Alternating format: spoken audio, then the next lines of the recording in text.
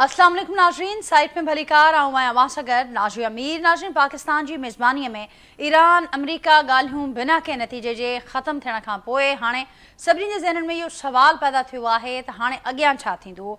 जेके ॿई धुरियूं आहिनि जंगबंदी जे हवाले सां केसि ताईं हिन शइ खे बरक़रार रखी सघंदियूं, न जंगबंदीअ जो मुस्तक़बिल छा हूंदो, इहे बि सवाल साम्हूं अचनि पिया त ॿिन्ही जे धुरियूं जेके आहिनि जेतोणीकि ॿई धुरियूं वेंदे वेंदे ॿिन्ही पंहिंजे पाकिस्तान के हवाले से न रुगो पाकिस्तान की जेका ओवरऑल मेज़बानी रही हिन वक्त हिन स्टेज ताईं हिन मामले ते पहुचाइण में पाकिस्तान जो जेको किरदार रहियो, पाकिस्तान जो जेके एफर्ट्स रहियूं उनजी तमामु घणी साराह न रुगो हिन ॿिन्ही मुल्कनि कई आहे, पर उनखां सवाइ दुनिया, आलमी मीडिया, पूरी दुनिया नाज़रीन ते पहुतली तमामु वॾो तारीख़ी हिकु इवेंट हो जंहिंजो पाकिस्तान उनजो होस्ट हो ऐं दुनिया उन ॾिठो, दुनिया उनखे विटनेस कयो, कवर कयो ऐं तमामु घणी तारीफ़ बि थी। पर ॼाणायो पियो वञे त जेके हे ॿई ॿिन्ही जेके अॻुवाण हुआ ॿिन्ही मुल्कनि जा जेके डेलीगेशन्स ऐं उनजी जेका टीम हुई उन ॿिन्ही जो इहो चवणु आहे त तमामु बहितर माहौल में ही समूरियूं ॻाल्हियूं थियूं ऐं 21 कलाकनि ताईं जारी रहियूं, पर कुझु पॉइंट्स अहिड़ा आहिनि जिन ते असांजो इतफ़ाक़ न थी सघियो ऐं उन खां अॻु बि नाज़रीन जेके बि एक्सपर्ट्स हुआ उन्हनि जी बि इहा राय हुई त ज़ाहिर आहे जेका असां ॾिसूं पिया त 47 सालनि खां पोइ हे ॿई जेके धुरियूं हुयूं हिकु टेबल ते असांखे नज़र आयूं त इहा तमामु वॾी अचीवमेंट आहे। एतिरो जल्दी या कंहिं हिकु मुलाक़ात में इहो मुमकिन बि कोन हो त कंहिं हतमी मुआदे ते हे धुरियूं या कंहिं इनिशियल मुआदे ते धुरियूं पहुचे सघनि। बहरहाल हीअ हिकिड़ी पॉज़िटिव ॻाल्हि नज़र अचे पई त हीअ ॿिन्ही धुरियुनि जी जेको ॻाल्हियुनि जो पहिरियों दौरु थियो आहे उन पहिरें दौर खां पोइ ॿिन्ही इन शइ जो इज़हार कयो आहे त असां पंहिंजी पंहिंजी ॻाल्हि हिक ॿिए जे आॾो रखी आहे ऐं कहिड़ियूं असांजियूं रेड लाइन्स आहिनि असां उहे बि हिक ॿिए खे ॿुधाए छॾियूं आहिनि। हाणे फर्दर कीअं अॻियां वधिणो आहे उन ते असीं बि पंहिंजी पोज़ीशन खे ॾिसूं पिया ऐं हुननि खे बि इहो टाइम आहे त हू बि ॾिसनि। कंहिं क़िस्म जो को अल्टीमेटम या का हॉस्टिलिटी असांखे नज़र कोन आई, ॿिन्ही जो जेको रद्दमल साम्हूं अचे पियो। त हाणे हिन वक़्तु जेका नज़र नई डेवलपमेंट आहे उहा इहा आहे त हिकु पासे त पाकिस्तान हाणे भरपूर इहे कोशिशूं करे पियो, नए सिर कोशिशूं करे पियो त कंहिं तरीक़े सां जेका हीअ जंगबंदी आहे हीअ बरक़रार आहे ऐं सीज़ फायर सां गॾोगॾु इहा बि कोशिशि पाकिस्तान जी आहे त जेका नाज़रीन को ब्रेक थ्रू थी सघे, ॻाल्हियुनि जो ॿियो दौरु थी सघे, उन हवाले सां बि पाकिस्तान जूं कोशिशूं जारी आहिनि। हिकिड़ी ॿी डेवलपमेंट आहे त अमरीकी सदर ट्रंप पारां ओबनाए हॉर्मज़ जी नाकाबंदी वारो जेको ऐलान साम्हूं आयो उन खां पोइ चीन पारां जवाबी चीन पारां उनजी मुखालफ़त कई वई आहे त असांजा ईरान सां मुआहिदा आहिनि, असां उनजे ईरान जो जेको मौक़िफ़ हिन हवाले सां अचे थो साम्हूं उनजी असां हिमायत कयूं था। पर नाज़रीन जेका ईरान आहे उन जवाबी धमकी ॾिनी आहे त जेकर अहिड़ी का सूरत हाल पैदा थी त विचो भर में का हिकिड़ी बि बंदरगाड़ी न हूंदी जेका महफ़ूज़ रहे। हीअ सूरत हाल आहे नाज़रीन। उन हवाले सां वधीक गुफ़्तगू कंदासीं। जेको पैनल मूंसां गॾु मौजूदु आहिनि जो तारुफ़ सां कराईंदे सॼो की पैनल में गुफ़्तगू जे लाइ मूंखे जॉइन कयो आहे नाज़रीन सीनियर दिफ़ाई तजिया निगार आहिनि जनरल रिटायर्ड नईम ख़ालिद लोधी साहब, मूंसां गॾु वीडियो लिंक ज़रिए हिन प्रोग्राम जो हिसो आहिनि ऐं मूंसां गॾु हिन प्रोग्राम में शरीक आहिनि सीनियर डिप्लोमेट आहिनि डॉक्टर जमील अहमद ख़ान साहब। अवां ॿिन्ही खे वेलकम चवंदसि, अव्हांखे ॿिन्ही खे भलीकार, अवां ॿिन्ही जी महिरबानी वहाँ गुफ्तगू के लिए वक्त नो। जनरल साहब आपसे गुफ्तगू का आगाज़ करूँगी। सर ये तारीख़ी जो एक लम्हा था, एक दिन था, पूरी दुनिया ने उसको विटनेस किया, पूरी दुनिया ने उसको कवर किया और हमने देखा कि ये जो पहला दौर था, पहला मरहला था मुज़ाकरात का, बड़े अच्छे तरीके से बड़ी खुश उसलूबी से ये अंजाम को पहुँचा। एक डेडलॉक हमें नज़र आया कुछ पॉइंट्स पर। की टेकअवेज की अगर बात की जाए तो इस पूरी एक्सरसाइज से क्या की टेकअवेज आपके लिए आप बताएंगे हमें? देखिए, पहली बात तो ये है कि जो असल बड़ा काम था वो पाकिस्तान ने कर दिया। आपकी आवाज हम तक नहीं पहुंच रही। मेरा तो ऑन है, म्यूट नहीं है। काइंडली माइक अनम्यूट कीजिएगा।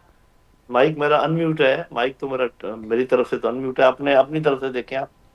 हेलो हेलो हेलो 1 2 3 जी साहब, अब आपकी आवाज पहुंच रही है, बिल्कुल ठीक जी आ रही।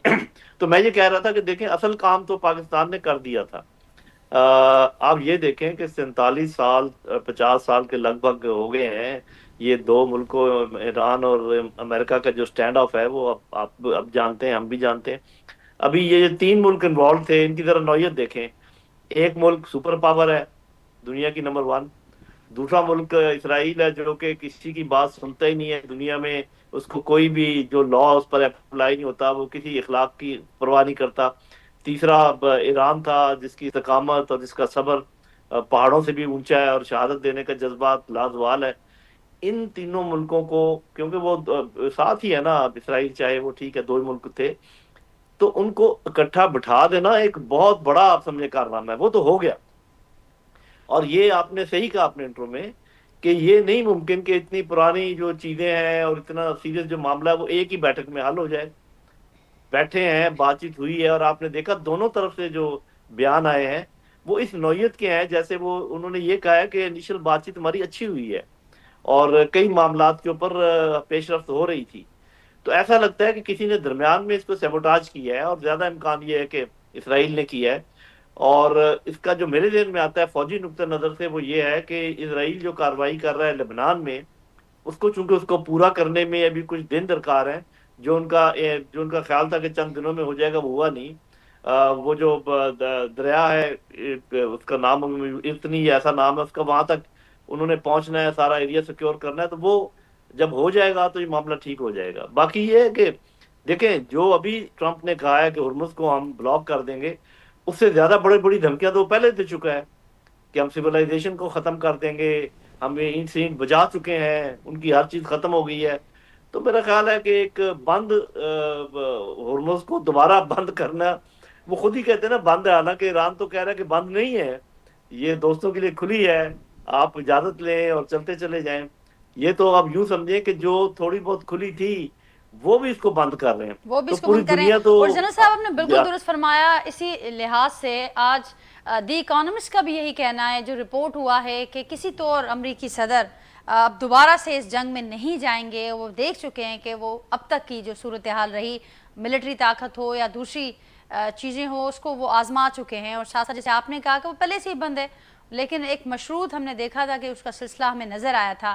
تو اب آپ کیسے ایکسپیکٹ کریں کہ اس وقت میں یہ جو اعلان سامنے آیا ہے ابنا ہرمز کی ناکہ بندی کا، اس سے امریکہ حاصل کیا کرنا چاہتا ہے؟ اور اگر ایسا ہوتا ہے تو اس کے امکانی اثرات ایران پر آپ کیا دیکھ رہے ہیں؟ کیونکہ نہ صرف جوابی دھمکی سامنے آئی ہے بلکہ چین نے بھی بڑی کھل کے مخالفت کی ہے. جی، میرا خیال ہے 2 چیزیں وہ حاصل کرنا چاہ رہے ہیں امریکہ کے پوائنٹ آف ویو سے. ایک تو جیسے میں نے کہا کہ وہ یہ چاہ رہے ہیں کہ کچھ ٹائم مل جائے تاکہ اسرائیل لبنان میں اپنے اہداف پورے کر لے. دوسرا ان کا یہ ہے کہ ہم کہیں دیکھیں جی ہم نے جب چاہا اس کو بند کر دیا تاکہ ایک فیس سیونگ ہو جائے کہ جیت تو ہماری ہوئی ہے، ہم نے اس کو بند کر دیا. لیکن یہ جو آپ نے بات کی ہے، یہ ایک نئی چیز جو ابھری ہے. چائنا نے جو بیان دیا ہے اور جس طریقے سے انہوں نے کہا ہے کہ ہمارے باقاعدہ معاہدے ہیں ایران کے ساتھ، اور یہ کسی کا ہم اجازت نہیں دیں گے کہ اس کے اندر نہ ڈالے. یہ ایک سیریس، اگر دیکھا جائے تو یہ سب سے سیریس معاملہ ہے جو ان دنوں میں ہوا ہے. تو میرا اپنا خیال ہے کہ ٹرمپ اپنے ملک میں بھی اکیلا ہے. آپ نے دیکھا ہے کہ جب نو کنگ کی نکلی ہے پروسیشن، وہ کتنے بڑے بڑے نکلے ہیں. ایون نیتن یاہو کے اپنے ملک میں اس کو پرابلم ہے. یورپین یونین نے چھوڑا ہوا ہے ان کو، اور نیٹو نے چھوڑا ہوا ہے ان کو. تو وہ میرا خیال ہے کسی ایسی پوزیشن میں نہیں ہے. اور پھر چائنا والی بات جیسے آپ نے کہی وہ اندر آ گئی ہے، اور جو ریئیکشن ہو سکتا ہے ایران کا وہ اس کے علاوہ ہے. میرا اپنا خیال ہے کہ ایران تحمل سے کام لے گا، فوری طور پہ کوئی جوابی کارروائی نہیں کرے گا. پوری دنیا خود ہی تھو تھو کرے گی ٹرمپ کے اوپر کہ تم ہارمز کھولنے کے لیے آئے ہو یا بند کرنے کے لیے آئے ہو. جب کہتے ہو کہ بند ہے تو پھر مزید اس کو بند کیا کرو گے. تو میرا اپنا اندازہ یہ ہے کہ جو ہی یہ اسرائیل اپنے اہداف حاصل کر لے گا لبنان میں، یہ اپنی فیس سیونگ کے لیے اس سے دستبردار ہو جائیں گے اور اس کو کھول دیں گے اور بہت خوشیاں مناتے ہوئے نکل جائیں گے. ایسا مجھے لگ رہا ہے. باقی اللہ بہتر جانتا ہے، نہ ٹرمپ کو کوئی پریڈکٹ کر سکتا ہے نہ نیتن یاہو کو کوئی پریڈکٹ کر سکتا ہے. جی جنرل صاحب، ڈاکٹر جمیل احمد خان صاحب نے بھی جوائن کیا ہے. ڈاکٹر جمیل احمد خان صاحب بھلی کار اواں کے جنرل ریٹائرڈ نعیم خالد لودھی صاحب بھی مساگر موجود ہیں. اواں کے چھا چوندو ان سموری صورتحال تے پاکستان جی شاندار میزبانی میں تاریخی ایونٹ جو تھی گزرو اسلام آباد میں ڳالهين جو पहिरियों دور آئے ان دور کے حوالے سے کی ٹیک اویز جی جيڪڏهن ڳالهه کجي تو کی ٹیک اویز کہڑا رہا اوان جا ان سموري ایکسرسائز میں ان کے ڈپلومیٹیکلی جيڪڏهن کو نالو ڏيڻ چاهيو ڇاڪاڻ ته دنیا ان کے مختلف شيون اسان ساموں آيون. کہیں چيو ته ڳالهيون فيل تھی ويون، کہیں چيو ته کو معاهدو نه ٿي سگهيو، کہیں چيو ته وڏو ڊيڊ لاڪ آ. اوان ڪيئن ڏسو پيا ٹیک اویز ۽ ان سان گڏوگڏ ڇا نالو ڏيئی سگهجي ٿو هن ایکسرسائز جي هن مرحلي ۽ اسٽيج کي؟ न हिन खे टाइटल ॾेई था छॾियूं, हिन खे लेबल ॾेई था छॾियूं, हिन खे नालो ॾेई था छॾियूं हाणे. And I think this very the event which Pakistan had arranged in Islamabad, it's worth mentioning, it's worth praising. And definitely, we can define it in two parts. Part number one, that bringing two the rival parties, those who could not see each other or could not sit face to face for the last 47 years, they were brought together. ऐं उन्हनि जिन्हनि जी अखियुनि में बाक़ाइदे बाहि भरियल हुई and उन्हनि जी अखियुनि में those who had blood in their eyes, and they were brought together. They were brought and they were really made to have a dialogue, have a meeting together for about 21 hours. So that by itself, was under the spotlight of the entire world. ऐं हाणे उन में इएं थियो त उहो जेॾी महिल थी वियो पहिरियों हिसो त पोइ ॿियो हिसो जेको आहे उन में the second part is not in our hand about its success. Basically, the main problem and the main task was the uphill task was how to really bring these two warring parties together on one table. हाणे उन खां बाद उन result छा थियो? Result इहो थियो त जेको सीज़फायर आहे उहो एटलीस्ट क़ाइमु आहे, उहो टुटियो न आहे अञा. एंड उहो सीज़फायर जी उमेद इहा आहे त जेके पॉइंट्स डिस्कस थिया 15 पॉइंट्स ॾिना हुआ अमेरिका, इहे सभिनीनि खे ख़बर आहे. 10 पॉइंट ॾिना हुआ ईरान. ऐं जेडी वैंस जेॾी महिल जहाज़ में वेहणु लॻो हिते अचण लाइ इस्लामाबाद, त जेडी वैंस जा पंहिंजा बयान ऐं जेॾी महिल वञणु लॻो हिते पाकिस्तान मां त हुनजो बयानु जेको जेॾी महिल उतां जहाज़ में चढ़े पियो त छा हुन चयो हो, उनखे कंहिं चयो अख़बार वारे नुमाइंदे कंहिं जर्नलिस्ट हुन खां पुछियो त चवनि था पिया त तव्हां ईरान खे एतिराज़ आहे को हिन में 3 पॉइंट छेड़ा आहिनि जंहिंमें ईरान जेको आहे न मञनि तव्हांजी ॻाल्हि. हुन चयो त चङो एटलीस्ट 12 पॉइंट जेके आहिनि उन्हनि ते एतिराज़ न कयो आहे. पोइ जेॾी महिल हिते लथो ॻाल्हाई he sat with the Iranian delegation, and after deliberation for 21 hours, what happened was that once he was leaving, he said, yes, there's a good news and there's a bad news. Good news इहो आहे त हुन में उहे थियो इजलास थियो, meeting थी. बैड न्यूज़ इहा आहे त ईरान जेको आहे उहो न मञियो. छा ते? 1 point he has mentioned, although there are 3 points again, but 1 point जेडी एवेंस उन मेंशन कयो हो ऐं उहो हो इन जी न्यूक्लियर जे बाबति. ऐं न्यूक्लियर जी बाबति ठीकु आहे, बाक़ी 2 पॉइंट जेके आहिनि उहो पोइ ईरान जे जो स्पोक्स पर्सन आहे जेको पढ़ई खाते जो उन पोइ यानी the foreign ministry spokesperson, that he mentioned about the remaining 2 points. So let's deliberate this first point, which J.D. Vance was so concerned and had mentioned it during his press conference. And the same point was also taken up by Donald Trump, not once, but many times. Donald Trump said that no, at no cost Iran would ever be able to make the nuclear weapon. Iran has never said that they are going to make the nuclear weapon. The details which could be diverged by J.D. Vance and which could be made available to the public through various media, through various platforms. उनमें ईअं थियो त ख़बर इहा पई त हू चाहिनि पिया त Iran should not have the capacity, should not have the tools. माना उन का अहिड़ी शइ काॾी सोच ई न हुजे त अहिड़ी का शइ ई न हुजे. माना जेके सेंट्रीफ्यूज जेको एनरिचमेंट जो जेको तरीक़ो आहे, जेके उन्हनि जा सेंट्रीफ्यूज आहिनि, जेके उन्हनि जा प्लांट्स आहिनि, उन्हनि जो मक़सदु इन में त इहो हो त इनखे बसि बिल्कुलु ई पटे छॾनि ऐं इन आईंदे लाइ छो जो इनजी का इहा हैसियत न थिए. त उहो ईरान उन ते थोरो ज़ाहिर आहे इंटरनेशनल कानून मूजिबि चवे पियो त असांखे त उहो ई NPT जा असां सिग्नेटरी आहियूं त ऐं असांखे त उहो ई इजाज़त आहे त 3.67 असां करे वठूं. त तव्हां चओ था पिया त असां हीअ त जेके तव्हांजा मुतालबात आहिनि उन में त लॻे थो पियो त तव्हां चाहियो था पिया त असां ज़ीरो करे छॾियूं जेके तव्हां मुतालबा रखो था पिया. त इन ते काफ़ी एम्फेसाइज़ थिया. बाक़ी स्टेट ऑफ हॉर्मस वारो मामिलो आहे उहो रहियो. ऐं लेबनान में जेके हिन जंग शुरू करे छॾी हिज़बुल्लाह ख़िलाफ़ इन ते रोकण ते इहे 3 पॉइंट्स हुया. बाक़ी तक़रीबन सभिनीनि पॉइंट्स ते राज़ी थिया हूंदा, इन करे उनजो ज़िक्र न कयो आहे उन्हनि. Now remaining 2 points in the Strait of Hormuz, yes, that is also a strict point of जंहिंमें इन जी प्रॉब्लम थी ऐं उन में स्टेट ऑफ हॉर्मस में इरानियन काफ़ी मज़बूत वेठा आहिनि।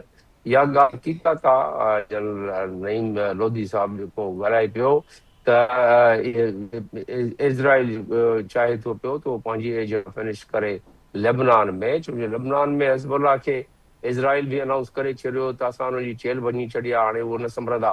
ऐं इज़राइल वारनि खे तवको न हुई त उहो हिज़बुल्लाह वारा उन्हनि खे एतिरो कुटींदा नॉर्थ साइड साउथ पंहिंजे साइड तां हिज़बुल्लाह वारा, त उन्हनि खे मुसीबत पइजी वई। जेके नॉर्थ साइड ते जेके सेटलर हुते आहिनि इज़राइल जा, उनजी मुसीबत पइजी वई, इज़राइल खे मुसीबत पइजी वई। हिकिड़ी साइड तां जेके निशाना छुटनि पिया ईरानियन पंहिंजी मिज़ाइल ऐं पंहिंजी ड्रोन खां जे ज़रिए, ऐं ॿी साइड तां हू त हू पोइ उन्हनि इज़राइल सोचियो त हाणे इहो मौक़ो सुठो आहे, इहे ते कॉन्फ्रेंस में लॻा पिया आहिनि ऐं असां हाणे बसि इहो इतज़ाद पैदा करे छॾियूं त जेको सीज़ फायर थियो आहे उन में हिन जो लेबनान जो को तस्करो न आहे। और जेडी वैंस भी उनमें थोरो उनमें थी पियो हो त इन लिहाज़ सां त कंफ्यूज़ त चइजेसि, पर उहो लॻे पियो त उनमें ज़ेरबार अची वियो आहे उन मामले में। जी त ही लेबनान वारी ऐं पोइ आख़िरी ॻाल्हि जेका हरमुस वारी आहे, जी उहो हरमुस जी त शाम राति बि माना थोरी देरि पहिरियां बि उहो चवे थो हाणे बाक़ी बचा आहिनि अधु कलाकु, उन में उहो चवे थो ब्लॉकेट मां करणु शुरू करे छॾंदुसि। उन ब्लॉकेट में जो नुक़सानु थी पियो अमेरिका जो वॾो, त अमेरिका लाइ तक़रीबन तमामु ख़तरनाक ॻाल्हि थी पवंदी। ऐं छो जो ईरान वटि सलाहियत आहे जेके गादिर क्लास हिकिड़ो हुन जो नालो आहे, मिनी सबमरीन्स जेके आहिनि स्टेट ऑफ हॉर्मुज़ में, उहे जेके शैलो वाटर्स में they can just move around in shallow water, and once they switch off their engine, no one can detect them, and the moment the naval vessels they try to enter in the Strait of Hormuz, they can be really made a target. And one more thing which we must also underscore, that Strait of Hormuz, although it's about 33 kilometers, but basically only 3 kilometers passage is having that much of depth that unama जेके उहे जहाज़ लंघी था सघनि। त इहे naval vessel बि जो उन मां लंघनि त ही वरी जबलनि में जेके चौधारी जबलनि आहिनि भर पासे में स्टेट ऑफ हॉर्मस में, या टनल्स जेके हिननि जा आहिनि, इहे काफ़ी उन में मज़बूत आहिनि। ऐं उन में मुंहिंजी त तमन्ना ऐं दुआ इहा आहे त मतां ही चरियाण जेके आहिनि इहे कमु न कनि। जे इन्हनि इहो कमु कयो, नुक़सानु अमेरिका जो थींदो, पोइ अमेरिका अलाए उन खां बाद जेके तहज़ीब खे फना पियो करे ऐं प्रॉब्लम पियो क्रिएट करे, मतां उन्हनि जो मथो न फिरी पवे ऐं मतां जेको आहे उहो वरी उहो सिलसिलो न करे वरी छॾनि। हिकु भेरो ॿीहर छिकताण कर खणी सके थी। जनरल साहब, आपने भी यही बात की कि ये इस तरफ आपने जैसे कहा कि अगर रैशनली देखा गया तो फिर शायद वो उस तरफ ना जाएं, लेकिन जैसे जो डॉक्टर जमी साहब ने जिक्र किया कि अगर ये ब्लॉकेड हो जाती है तो फिर सूरत में ना सिर्फ उसके ईरान पर असरात होंगे लेकिन अमेरिका पर भी। और जैसे कि हमने देखा कि चीन ने भी बड़ी खुलकर मुखालफत करते हुए ईरान के साथ खड़ा होने का इशारा दिया है, बात की है। तो अब आप क्या कहेंगे कशीदगी के हवाले से? मज़ीद कशीदगी को बढ़ते हुए देख रहे हैं आप, या जो आज ब्रेक थ्रू के हवाले से या मुज़ाकरात के दूसरे दौर के हवाले से पाकिस्तान ने फिर से एक नई एफर्ट्स भी शुरू की हैं, उस पर आप क्या कहेंगे? जी, मेरा अपना अंदाजा ये है, ये तो मैंने पहले ही बता दिया ना कि कुछ कहा नहीं जा सकता ट्रम्प के जहन के बारे में और नेतन्याहू का, लेकिन एक लॉजिक होती है, एक मिलिट्री लॉजिक होती है, पॉलिटिकल लॉजिक होती है। उसके लिहाज से एक तो ये मेरा ख्याल आपके नाजरीन को पता होना चाहिए कि जो ब्लॉकेड है ये एकदम नहीं हो सकता। It will take time. आज रात तक या कल तक कहीं कंप्लीट होगा, क्योंकि इन्होंने ऊपर भी से भी ब्लॉक करना है, नीचे से भी ब्लॉक करना है, यानी कि एंट्री भी ब्लॉक करनी है, एग्जिट भी ब्लॉक करना है। और ये बात मैं मानता हूँ जो एक्सीलेंसी कह रहे हैं कि इस बात का इम्कान कम है कि ब्लॉक करने के बाद वो खुद इसमें से गुजरने की कोशिश करेंगे, क्योंकि उसके अंदर बहुत फिर खतरात हैं। और मेरा अंदाजा ये है कि चीन के बयान के बाद, और थोड़ा सा नेतन्याहू ने भी इशारा दिया है इस किस्म का, जिसमें बातचीत के मामले शामिल हैं। आपको पता है अमेरिका में बात हो रही है, लेबनान और उनकी भी, कि ये जो ब्लॉकेड है ये हो जाएगा और ईरान रिएक्ट नहीं करेगा। और ایک دوبارہ سے بات چیت کا دور شروع ہوگا. یہ اپنی فیس سیونگ کر لیں گے, وہ اپنے اہداف پورے کر لے گا لبنان میں, اور دوبارہ بات چیت شروع ہو جائے گی, بات چیت کا دوسرا دور. یہ میرا اندازہ ہے, یہ ایک لاجیکل ٹرین آف تھاٹ ہے جو میرے ذہن میں آتا ہے. اگر ہم یہ دیکھیں کہ جو آئسولیشن ہے ٹرمپ کی, not only with in his own country elsewhere also, آپ کو پتہ ہے سارا, میں نے پہلے ذکر کیا جس طریقے سے دباؤ ہے نیتن یاہو کے اوپر. تو میرا اپنا خیال یہ ہے کہ آلریڈی وہ کافی بیٹنگ لے چکے ہیں, اور پھر یہ کہ تمام عرب ممالک کیا سوچ رہے ہوں گے کہ بھی ان کو بھی تو پوچھو کہ یہ بلاکڈ ان کے لیے اچھا ہے, برا ہے یا کیا ہے. وہ تو دعائیں کر رہے ہوں گے, اور ہم بھی اس دعا میں شامل ہے کہ کسی طریقے سے یہ معاملہ ختم ہو. اور پوری دنیا تنگ ہے, تیل پیدا کرنے والے بھی تنگ ہیں, تیل استعمال کرنے والے بھی تنگ ہیں. یو کے نے آج پھر کہہ دیا کہ ہم اس بلاکڈ کا حصہ نہیں بنیں گے. تو جب سبھی نے جھنڈی کرا دی ہے, تو اپنا خیال یہ ہے کہ کوئی تو عقل مند لوگ ہوں گے نا امریکہ میں, ان کے جو مشیر ہیں, اور میرا خیال نائب صدر ایک ان میں سے ایک ہے. تو مجھے ایسے لگتا ہے کہ this is a face saving, this is time buying, اور ultimately the second round of talk will commence very soon. This is my take. جی, تو جنرل صاحب آپ سمجھتے ہیں کہ جو دوسرے راؤنڈ کی آپ بات کریں کہ وہ بہت جلد آپ دیکھ رہے ہیں, کچھ اندر کی خبریں بھی یہ بتا رہی ہیں, کچھ ذرائع بھی یہ بتا رہے ہیں کہ اسی بات پر اتفاق ہوا بھی ہے کہ کوئی ایک مذاکرات کا ایک دوسرا راؤنڈ ہونا چاہیے, پھر اس کا وینیو شاید کچھ اور بھی ہو سکتا ہے, لیکن بہرحال اس کے پیچھے جو پاکستان کی ایفرٹس رہی ہیں, اور اب بھی ہم نے دیکھا کہ آج بھی ایسے اطلاعات ہیں کہ پاکستان کی جانب سے پھر سے کوششیں شروع ہوئی ہیں کہ کسی طریقے سے یہ سیز فائر برقرار رہے, اور سیز فائر کے برقرار رہتے معاملات کو آگے بڑھایا جائے. ایک تھیوری یہ بھی گردش کر رہی ہے کہ سیز فائر میں اب لبنان کو بھی حصہ بنایا جائے. آپ سمجھتے ہیں کہ ایسا کچھ پاسبل ہے؟ جی, میرا خیال ہے کہ ہے. ایک تو میں نے بتایا نا کہ لبنان اور اسرائیل کی ٹاکس ہونے جا رہی ہیں. جی, دوسرا یہ شرط بھی ہے ایران کی کہ سیز فائر کا مطلب ہے کہ کمپلیٹ سیز فائر, تو ان کی یہ شرط بھی پوری ہو جاتی ہے. صرف اتنا ہے, مجھے یوں لگتا ہے جو سیکنڈ راؤنڈ ہوگا وہ ٹاپ لیول کے لوگ نہیں ہوں گے, وہ سیکنڈ ٹیئر کے لوگ ہوں گے جو ایک دفعہ بیٹھیں گے, دوبارہ سے گراؤنڈ ورک کریں گے, اور کہیں تھرڈ راؤنڈ میں یا سیکنڈ راؤنڈ کے اینڈ میں کوئی عبوری سمجھوتا ہوگا. اور میرا خیال سب سے پہلی بات جو ہونی چاہیے وہ یہی ہے کہ اس سیز فائر کو یا تو اس کا مدت بڑھائی جائے یا اس کو پرماننٹ کیا جائے. یہ اس کا ایک کلیدی پوائنٹ ہو سکتا ہے. باقی میرا خیال ہے کہ جیسے بتا رہے تھے ایکسیلنسی کے زیادہ تر پوائنٹس کے اوپر تو بات چیت تقریباً مانی گئی تھی. کوئی مڈل گراؤنڈ ہر ایک میں مل جائے گا. بس مین چیز ہے کہ وہ چاہ رہے ہیں کہ بالکل ہی کوئی انرچمنٹ نہ ہو, زیرو انرچمنٹ ہو. پہلے جو 2 to 3% الاؤڈ تھی یو این کی طرف سے, وہ بھی وہ کہہ رہے ہیں نہ ہو. تو اس پر کوئی تھوڑی بہت کھنچتانی ہو سکتی, لیکن میرا اپنا اندازہ یہ ہے کہ ایران کو چونکہ وقت چاہیے, ایران کی سب سے بڑی اگر فتح ہے تو وہ یہ ہوگی اگر ان کے اوپر پابندیاں ختم ہو جاتی ہیں. کیونکہ اگر پابندیاں ختم ہو جاتی ہیں تو ایران کنٹیکٹ کر لے گا ساری دنیا کے ساتھ, اور پھر آہستہ آہستہ دوبارہ اپنے آپ کو مضبوط کرنے میں کامیاب ہو جائے گا. ان کا مین آبجیکٹو یہی ہوگا. باقی یہ ہرمز کو وہ ایز اے بارگیننگ چپ استعمال کرے گا, اور جب تک کوئی گارنٹی نہ ہو ایسے چھوڑے گا نہیں یہ. تو میرا خیال کچھ دیر تک ہرمز جو ہے وہ بین چلے گا, شاید ایک جوائنٹ کنٹرول ہو, شاید عمان اور عراق کا ہو, یا کوئی اور کنٹریز آ جائیں ایسی جو کہ نیوٹرل کنٹریز ہوں. تو یہ دیکھتے ہیں آگے کیا ہوتا ہے. مجھے تو ایک نظر آ رہی ہے روشنی across the tunnel. Let us see how it goes. جی ڈاکٹر صاحب, اکراس د ٹنل جی जनरल साहब ॻाल्हि कई त हिकिड़ी रोशनी, हिकिड़ी होप असांखे नज़र अचे पई आहे, जेके मुख़्तलिफ़ डेवलपमेंट्स थियनि पियूं बैक टू बैक. ऐं इहा बि ॻाल्हि थी त जेको ईरान जो जेको मुख्य पॉइंट आहे, ज़ाहिर आहे हुनजी भरपूर कोशिशि हूंदी त सैंक्शन्स ख़तमु थी वञनि.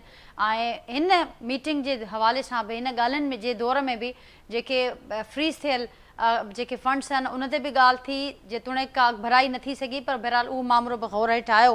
ॿिए पासे अमरीका तमामु घणो क्लियर आहे, पंहिंजे जेको हुनजो मुख्य पॉइंट आहे उन सां रिलेटेड जेका फाइनल ऑफर आहे उहा बि ॾेई चुका आहिनि. त इन बिटवीन अव्हां कीअं ॾिसो पिया त हीअ इन खां अॻु बार जॾहिं बि इहे ॻाल्हियूं थियूं त इहा ई ॻाल्हि साम्हूं आई त को विच जो रस्तो कढण जी कोशिशि कई वेंदी आहे, उन में पाकिस्तान समेत, चाइना समेत इहे मुल्क किरदारु अदा करे सघनि था. उन में तुर्कीअ जो बि नालो हाणे अचे पियो.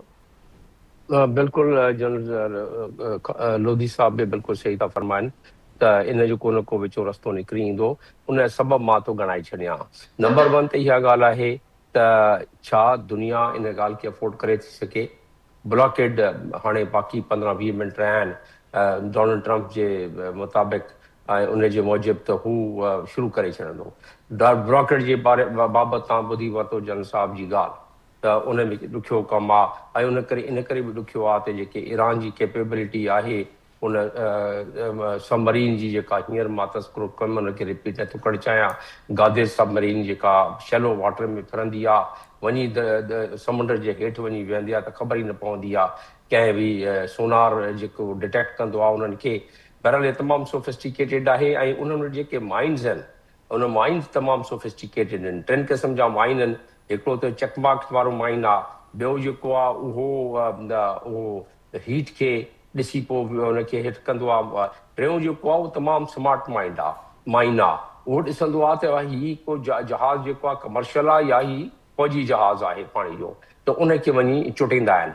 अमेरिका खे ख़बर न आहे त इहे माइन किथे पिया आहिनि ऐं उन लाइ पहिरियां ते उन्हनि खे उहो माइन खे ॻोल्हिनि त किथे आहे। First, they'll have to really find out, and it's so difficult to identify where the mines have been laid. And these smart mines, they are really very devastating. So neither for United States nor for the commercial ships, it is possible to really enter into a state of Hormuz or exit from state of Hormuz without really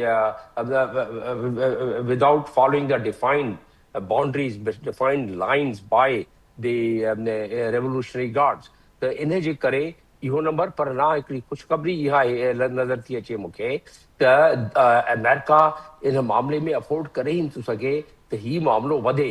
America में माण्हू नको नक थी विया आहिनि। America में जेका महांगाई थी वई आहे, रिसेशन शुरू थी वई आहे, खुराक जी किलत हाणे जेका शुरू थींदी, जेके आबादगार हुते आहिनि उहे रोइनि था पिया छो जो फर्टिलाइज़र उन्हनि खे नथो मिले। फर्टिलाइज़र हिते स्टेट ऑफ हॉर्मस मां जेको भाण आहे उहो तक़रीबन कोई 40-50 सैकड़ो हितां वेंदो आहे। हीलियम जेका आहे हितां वेंदी आहे, जेके चिप्स में इस्तेमालु थींदी आहे, जेके वेपन्स में इस्तेमालु थींदी आहे, जेके जहाज़नि में इस्तेमालु थींदी आहे। पोइ कापर ठाहिण लाइ सल्फर आहे, सल्फर बि हितां वेंदी आहे। इहे सभु बाई प्रोडक्ट्स आहिनि हिन जा। त हीअ जे शॉर्टेज थींदी सॼी दुनिया में त उनजो त वावेलो थी पवंदो, हाणे ई वावेल आहे। त इन जे करे अमेरिका जो मिड टर्म इलेक्शन अचे थो पियो। तक़रीबन 36 congressmen and women, they have announced that they are not going to really participate in the forthcoming election in November. The who Republican je harji vanye both upper and lower house. The unme the president for rest of the remaining period of 2 years would be rubber stamp only. And once he's a rubber stamp, the congressmen and women there are more than about 4 or 5 of them. They have already announced that they are going to move the impeachment under 24th amendment. तो हू उनके नजर थो अचे तलवार इनके Donald Trump और उनजी पार्टी खे तलवार नजर थी अचे साम्हूं पॉलिटिकल तलवार इहा। इन करे ब्लॉकेट जेको आहे इहे जीअं डोनाल्ड ट्रंप अक्सर इहो धमकियूं ॾींदो रहियो, इन में बि लॻे थो पियो त इहा वॾी धमकी आहे। ऐं इन जे करे तव्हां ॾिसो था पिया त इन में नथा शामिल थियनि यूरोपियन कंट्री, ऑस्ट्रेलियन जेको आहे उनजे प्राइम मिनिस्टर बि चई छॾियो आहे, जैपनीज़ बि कंहिं बि उन हामी न भरी आहे। हा, डोनाल्ड ट्रंप हिकिड़ी ख़तरे वारी ॻाल्हि इहा कई आहे, and that is really a matter of concern to me that some of the Gulf countries, they are going to really join the blockade. And that since I've been ambassador there and I know one particular country that could participate in that, and that would all really again aggravate and bring some cracks between these Muslim countries. That is possible. So जो उन्हनि जा टे जेके आहिनि उते islands आहिनि, उहे टे आइलैंड्स उन जे करे उहो मुल्क जिथे आऊं बि रही आयो आहियां उते हू शायदि इन में शामिल थी वञे एफर्ट्स में, ऐं उहो शामिल थींदो त बहितर कमु थोरो ख़राबु थी पवंदो इन में। त इन जे करे जेके ही मां पॉइंट तव्हांखे ॻणाया। ऐं पोइ चाइना जो मिनिस्टर ऑफ डिफेंस आहे, जीअं मां तस्करो कयां पियो, डेंग जिन एडमिरल आहे, ऐं उन चयो आहे त फ्री पैसेज जेको आहे हॉर्मस जो उहो त एग्रीमेंट असांजा एग्रीमेंट थियल आहिनि ईरान सां, जेके उन में असांजे एग्रीमेंट जे तहत ट्रेड आहे, एनर्जी आहे, इन करे असां न असां बिल्कुलु पसंदि न कंदासूं त को धारियो मुल्क हिते इन मैटर में करे को इंटरफेरेंस करे। त हू माना जेके चाइना वारा आहिनि, चाइना वारा अहिड़े हिसाब सां ई पंहिंजे गुस्से जो इज़हार कंदा आहिनि ऐं चाइना जो एतिरो बि गुस्सो ॾेखारणु इहो बि उन्हनि लाइ काफ़ी आहे। बाक़ी रहियो सुवाल डोनाल्ड ट्रंप जो, इहे जेके फॉक्स खे उन इंटरव्यू ॾिनो आहे, उहो फॉक्स खे पहिरियां बि इंटरव्यू अहिड़े क़िस्म जा ई ॾींदो आहे, छो जो फॉक्स उनजो फेवरेट चैनल आहे ऐं उन में अहिड़े क़िस्म जी जंहिं महिल वेहंदो आहे त उन में काफ़ी उनखे पैम्पर करे छॾींदा आहिनि, अहिड़े क़िस्म जो बयानु ॾींदो आहे ऐं उहो एक्सटेम्परी ॻाल्हाईंदो आहे। न्यूक्लियर जो तालुक जिथे आहे उहो सीरियस हिकिड़ो मामिलो जंहिंमें यूरोपियन बि सीरियस आहिनि त इहो जेको हल थी वञे, उहो आर्टिकल 4 आहे NPT जो, ऐं आर्टिकल 4 NPT जो उन जे तहत energy for the peaceful purpose उहो ईरान चाहे थो पियो त उन जी तव्हां जेको उन में मैकेनिज़म ॾिनल आहे उहो 3.65% उहो तव्हां असांखे उन मैकेनिज़म जे तहत करे छॾियो त उन में मुंहिंजो ख़्यालु इहो आहे त इहो मसइलो हल थी पवंदो। पाकिस्तान खे विच में आंदो वेंदो ऐं पाकिस्तान अची वेंदो, छो जो पाकिस्तान खे इन जो ॿियो जेको हिसो आहे प्रॉब्लम जो, उहो आहे 450 जेके 60% उन जी इनरिच्ड मटीरियल आहे, उनखे ईरान उनखे रशियन बि चयो त असां इनखे पंहिंजे सुपरविजन में रखी था वठूं, छो जो अमेरिका इन ते हुयो ऐं उहा हिकिड़ी ख़िलाफ़ वर्जी आहे NPT जी। त शायदि मूंखे अॻिते वञी लॻे थो पियो त शायदि ईरान बि इहो सोचे या चाहे त पाकिस्तान खे तव्हां ओवरसाइड ॾेई छॾियो, छो जो पाकिस्तान इन मामले में दुनिया जे नज़र में हिकिड़ो अहिड़ो मुल्क आहे जंहिंजो कमांड कंट्रोल सिस्टम न्यूक्लियर जे मामले में तमामु मज़बूत ऐं मरबूत आहे। उन जे करे शायदि पाकिस्तान खे इहो ज़िमो मिली वञे ईरान जी इहो मां ॻाल्हियुनि जे ॿिए दौर खां अॻु थींदे ॾिसो पिया, जेका मां ॻाल्हि कयो पिया त ज़मानत वारी जेका अहम शइ आहे, जेका गारंटी आहे, उहो पाकिस्तान खे बि इन हवाले सां ॾिसी सघिजे थो ऐं पाकिस्तान सां गॾु जॉइंट गारंटी कंहिं ॿिए मुल्क जी उहा बि असांखे नज़र अची सघे थी। इन कैलकुलस जो गारंटी जे कैलकुलस जो हिसो पाकिस्तान इन मामले में ज़रूरु थी पवंदो, जेको मां हींअर ज़िक्र कयुमि, छो जे इन जो कैलकुलस जो मतिलबु इन में इहो त जेको सॼो निज़ाम ठहंदो गारंटी जो, उन में ज़ाहिर आहे चाइना खे बि आणो, गारंटी उहो ई ॾेई था सघनि जंहिं ते ईरान जो ट्रस्ट आहे। ईरान जो जे ट्रस्ट जिन्हनि मुल्कनि ते न आहे, उहो गारंटी कीअं ॾेई सघंदा, त उन्हनि मुल्कनि खे आणो पवंदो ऐं पोइ जेको इन जो बहितरीनु तरीक़ो अॻिते वञी सजेस्ट कंदा जेके कंट्रीज़ आहिनि, उहे ज़रूरु सजेस्ट कंदा, यूरोपियन कंट्री सजेस्ट कंदा, चाइना सजेस्ट कंदो, इनखे रशिया सजेस्ट कंदो त ठीकु आहे असां तयारु आहियूं, हीउ उन जो फ्रेमवर्क आहे, इहो तौर तरीक़ो आहे उन जो, इनखे हाणे सिक्योरिटी काउंसिल में वञी असां रेज़ोल्यूशन पास कराए इंडोर्स कराए था छॾियूं ऐं जे अमेरिका उनखे वीटो नथो करे, जेको न कंदो, छो जो पहिरियां ई कंसल्टेशन थियल हूंदी त पोइ वीटो न कंदो त उहो हिकिड़ो अहिड़ो डॉक्यूमेंट थी वेंदो जेके गारंटी जे तौर ते ऐं उनजी बंचकणी थींदी त इहे ई जेके मुल्क आहिनि जेके असां ते मिडल पावर मुल्क आहियूं, पर चाइना ऐं रशिया ज़ाहिर आहे उहे एडवांस मुल्क आहिनि, उहे उन मामले में ॿिन्ही जो ट्रस्ट बि आहे ऐं ज़ाहिर आहे जीअं मां ज़िक्र बि कयो त ही सालनि जो असां डिस्ट्रस्ट ॾिसूं पिया ऐं उनखे घटाइण जे लाइ जेके गारंटीज़ खपंदियूं उहे खपंदियूं जेके वेट रखंदी हुजनि, जेके उहे मुल्क जेके ताक़त सां गॾु वेट भी रखंदा हुजनि।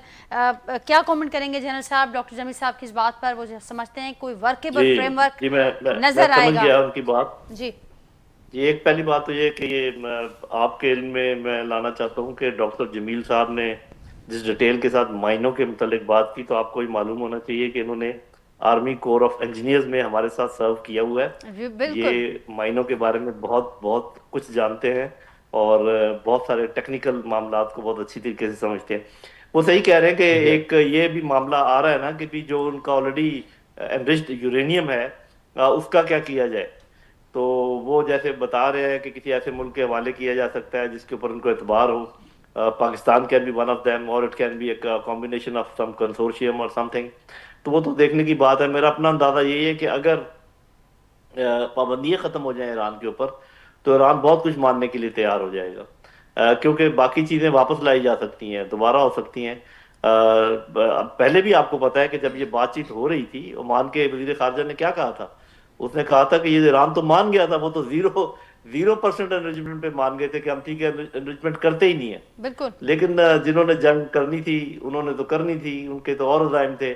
یہ الگ بات ہے کہ اللہ تعالیٰ نے اور ایرانیوں کی بہادری نے ان کے سارے جو عزائم تھے وہ ملیہ میٹ کر دیے. اب تو وہ یہاں سے اپنا جان بچا کر یا اپنا چہرہ بچا کر نکلنا چاہ رہے ہیں فیس سیونگ کے لیے. تو لیٹ اس سی. بڑے بڑے ملکوں کا یہ بھی پرابلم ہوتا ہے نا. آپ دو باتیں بڑی امپورٹنٹ ہیں. ایک تو یہ کہ اسرائیل نے آج تک جب سے وہ مارد وجود میں آیا ہے آج تک انہوں نے کوئی جنگ ہاری نہیں ہے. پچھلے سال بھی اسٹیل میٹ ہی تھا, وہ بھی ہار نہیں تھی, وہ ہمیشہ جیتتے ہیں جنگیں, یہ ان کا ریکارڈ ہے. دس از دی فرسٹ ٹائم کہ جتنی ان کو پٹائی ہوئی ہے ان کی, کچھ تو ہمیں معلوم ہے نا, بہت کچھ تو ہمیں معلوم ہی نہیں ہے کیونکہ چینی وہاں سے باہر آئی نہیں ہے. بالکل. تو ایران کے مظاہر تو پہلے دن ہی وہاں پر گرنے شروع ہو گئے تھے. یہ ایک فیکٹر ہے. دوسرا فیکٹر یہ ہے کہ جب ہاتھی کوئی زخمی ہو جائے, بہت بڑا ملک ہے امریکہ اور سب سے طاقتور ملک ہے, تو پھر اس کا ریئیکشن جو ہے وہ کوئی ضروری نہیں کہ آپ اس کا اندازہ لگا سکیں کہ کیا ہوگا.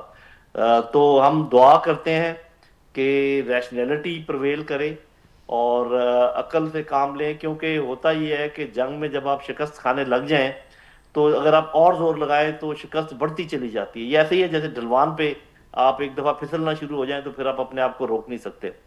اور فوج میں بھی کہتے ہیں کہ never reinforce your failure.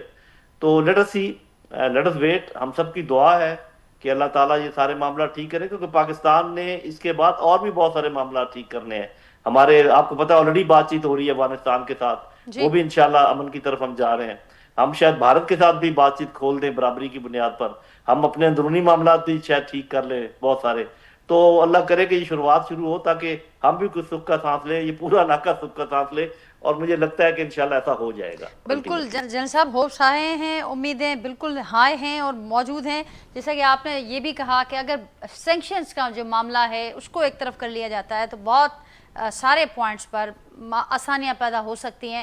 اس کے ساتھ ساتھ کمپنسیشن کا بار بار ذکر آیا کہ اس پوری جو ہم نے دیکھی, جو صورتحال ہمیں نظر آئی سیز فائر سے پہلے تک کی, تو یہ جو کمپنسیشن کا معاملہ ہے اس کو اب کہاں تک جاتے ہوئے, اس کا کیا حل نکلتے ہوئے دیکھ رہے ہیں اس سچویشن میں؟ میرا خیال ہے کہ کمپنسیشن کا معاملہ چھوٹا معاملہ ہے. جو بڑے معاملے ہیں وہ جیسے ڈاکٹر جمیل صاحب نے بھی ذکر کیا, وہ اسٹریٹ آف ہارمز کا ہے اور ساتھ ذرا سب سے بڑا نیوکلیر کا ہے. اس کے بعد اگر کوئی ہے تو ان کی جو پراکسیز ہیں مختلف ملکوں میں ان کا معاملہ ہے. اور ایران کی طرف سے یہ ہوگا کہ کوئی ایسی گارنٹی ہونی چاہیے کہ دوبارہ ہمارے اوپر اس قسم کے حملے نہ ہوں.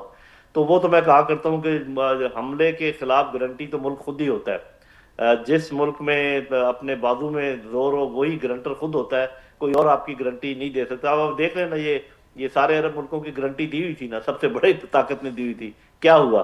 خود ان میں ہمت نہیں تھی تو کوئی گارنٹی کام نہیں کی. تو دیکھتے ہیں, اللہ خیر کرے گا. مجھے لگتا ہے کہ سب لوگ اس معاملے کو سمجھ چکے ہیں, دنیا چاہ رہی ہے. اب جیسے میں نے کہا یورپین یونین پوری کی پوری چاہ رہی ہے, ایشیا پورا کا پورا چاہ رہا ہے کہ امن ہو, یہ عرب ملک سارے چاہ رہے ہیں کہ امن ہو, اور یقیناً امریکن چاہ رہے ہیں کہ امن ہو, اسرائیلی چاہ رہے ہیں کہ امن ہو, ایرانیوں بھی چاہ رہے ہوں گے امن ہو. تو اتنے پوری دنیا میں جب امن کی آرزو ہے تو کسی نہ کسی طریقے سے یہ پوری تو ہوگی انشاءاللہ. کسی نہ کسی طریقے سے یہ پوری تو ہوگی. ڈاکٹر جمیل صاحب فائنل کامنٹ وہاں کا وٹھندم उहा पूरी दुनिया ख़्वाहिशमंद आहे. मुंहिंजी असांजी दुआऊं बि आहिनि, उमेद बि आहे त उन में पाकिस्तान जो जेको किरदारु हींअर ताईं रहियो आहे उहो अञा वधीक असांखे नज़र अचे, नुमायां थींदे. कीअं ॾिसो पिया इहो केतिरो जल्द अव्हांखे नज़र अचे पियो हीउ सिलसिलो ख़तमु थींदे, हीउ छिकताण ख़तमु थींदे, अमुन जो सिज उभरंदे?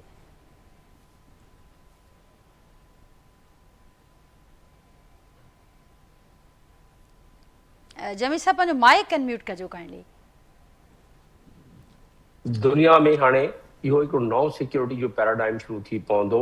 इन जंग दुनिया खे काफ़ी कुझु सेखारे छॾियो आहे. पहिरीं ॻाल्हि त दुनिया खे ख़बर पइजी वई आहे त ईरान सां जे इहा जंग कबी आहे, ईरान खे इहे छेड़छाड़ कबो ईरान सां, त ईरान खे असां बिल्कुलु कमज़ोर सम्झोसीं त 47 सालनि में ईरान कमज़ोर थी पियो आहे. पर उन्हनि साबित कयो आहे त जेके सूर उन्हनि खे मिलियो आहे उहो सूर उन्हनि सभिनीनि खे पहुचाए छॾियो आहे सॼी दुनिया खे. ऐं तव्हांखे यादि हूंदो त रेवोल्यूशनरी गार्ड जो बयानु आयो शुरूआति में 28 तारीख़ 29 तारीख़ ते जे असांखे सूर पहुतो, असांखे जे पेन पहुतो ते असां इहो पेन सॼी दुनिया में वेंदो ऐं दुनिया इन्हनि 40 ॾींहंनि में ॾिसी वरितो त केतिरो पेन आहे। ॿ ॻाल्हियूं करे वञा हिते, तव्हांजो प्रोग्राम ख़तमु थियण वारो आहे शायदि। पहिरीं ॻाल्हि त असांजे मोहतरम जनरल साहब जेको आहे लोधी साहब, उन्हनि ॻाल्हि कई त दुनिया में हाणे इहे रियलाइज़ेशन थी आहे, अमन थी चाहे, दुनिया बिल्कुलु पाकिस्तान ऐं इंडिया जे लिहाज़ सां बि अॻिते वञी ॾिसिजो त कीअं अमन जे बारे में कोशिशि कंदी इहे सभु मिली जुली। पहिरीं ॻाल्हि त मां पहिरीं उहो मुकमल करे वठां, बाक़ी ॿ जुमिला मां चवंदुसि त दुनिया में जेको नॉर्थ खां साउथ हिकिड़ो मूव थियणो हो, इहे तरक़ी ऐं जेके सॼी पावर डायनामिक्स दुनिया यूनिपोलर खां बाइपोलर ऐं मल्टीपोलर थियण वारी आहे, उहो सफ़र जेको पहिरियां 20 सालनि में थियणो हो, हाणे उन में अधु खां बि घटि यानी 10-12 सालनि में असां ॾिसी था सघूं। मां छो चयुमि इंडिया पाकिस्तान जो, पाकिस्तान जी ताक़त जो अंदाज़ो थी पियो दुनिया खे, इंडिया खे ख़ासि तौर ते। इंडिया ऐं पाकिस्तान हाणे हिक ॿिए खे अखियूं त ॾेखारींदा रहंदा, पर जंग उन्हनि कयो त जंग करण जी क़ाबिल इंडिया न आहे ऐं न ई पाकिस्तान चाहींदो त जंग थिए। इन जे करे त दुनिया जी सॼी उन ते the world would feel a sword of nuclear sword on their neck, and the world would not like that this nuclear sword should be hanging on their neck all the time. They would all be joining their heads and hands together subsequently once this movement from global north to global south starts and speeds up. Then in that case they will all try their best diplomatically that these two countries should really reach to some kind of rapprochement. ऐं उन खां बाद अमन अमान को थे। China Russia ख़ासि तौर ते SCO जेके कंट्रीज़ आहिनि ख़ासि तौर ते उहे चाहींदा त इहो ढचो लहे, त इहो खितो जेको जंहिं लिहाज़ सां हिन तरक़ी करणी आहे ईस्ट खे, उन लिहाज़ सां इहो तरक़ी करे ऐं उहो मुक़दर आहे हिन सभिनीनि जो।